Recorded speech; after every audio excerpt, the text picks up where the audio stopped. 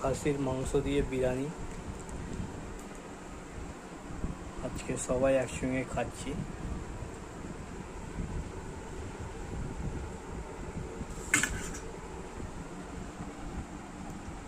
সঙ্গে সালাদ আছে, সঙ্গে ঠান্ডা পানি আছে।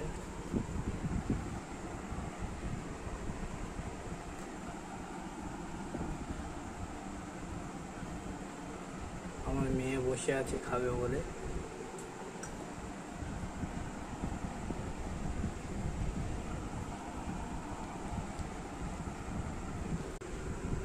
এর তো নাল পড়ছে খাবে বলে।